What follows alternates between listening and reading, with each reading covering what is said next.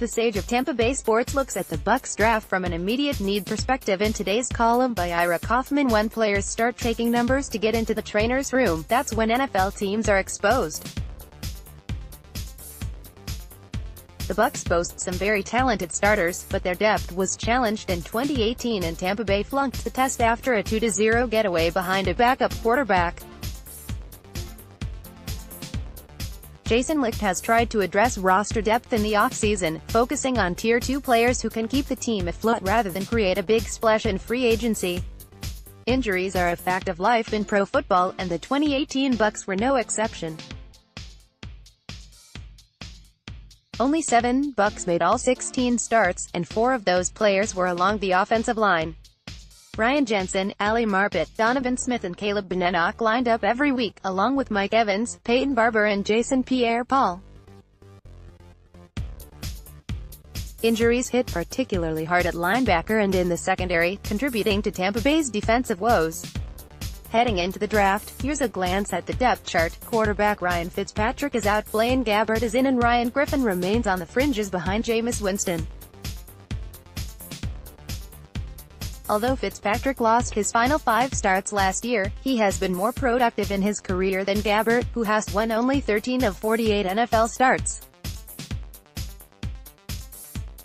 Running back Bruce Arians can't stop talking about Barber, but there's very little proven depth at the position. Ronald Jones looked overmatched as a rookie and Sean Wilson has only 4 carries on his NFL resume. Andre Ellington didn't play at all last season, so there's every reason to believe the Bucs will draft a running back.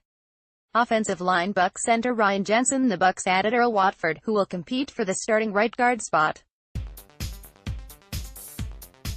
Reserve Alex Kappa, who struggled as a rookie, needs to show more, while veteran Evan Smith, coming off hip surgery, is listed behind Jensen at center. Benenoch is moving to tackle and Mike Licht is back, still looking for his first pro start. Arians has said repeatedly that this unit needs an upgrade. The starting group was amazingly durable in 2018, but that luck isn't likely to continue and new blood up front is a glaring need in the draft. Wide receiver, tight end. The Bucs are in good shape, despite the departures of Deshaun Jackson and Adam Humphries. Breshad Perriman will be given every opportunity to stretch the field opposite Mike Evans and Chris Godwin, who is likely to be shifted inside to capitalize on his strong hands in traffic. Don't sleep on Justin Watson, a 5th-round pick who figures to get more of a look this fall. Few teams can match the tight end tandem of O.J. Howard and Cameron Brate, who have combined for 23 TD catches in the past 2 years. If Howard stays healthy, look out.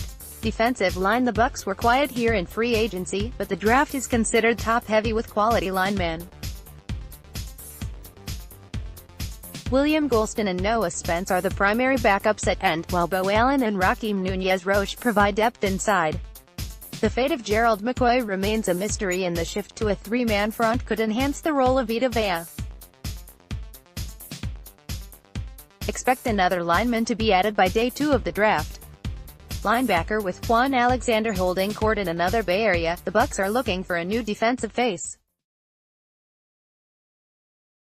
This group would look markedly better if Kendall Beckwith can return to the field.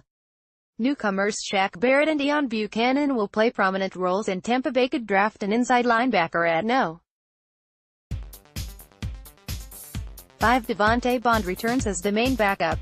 Secondary cornerback depth is a major concern now that Vernon Hargreaves and Carlton Davis have been declared the starters. Ryan Smith hasn't distinguished himself in MJ. Stewart is shifting to safety, joining Jordan Whitehead as a backup. This is a very young group now that Brent Grimes has moved on, still looking for another NFL job. All in all, the Bucs figure to be challenged by attrition. The key is to avoid a major drop-off when starters go down. Licht needs to find a bunch of keepers on draft weekend.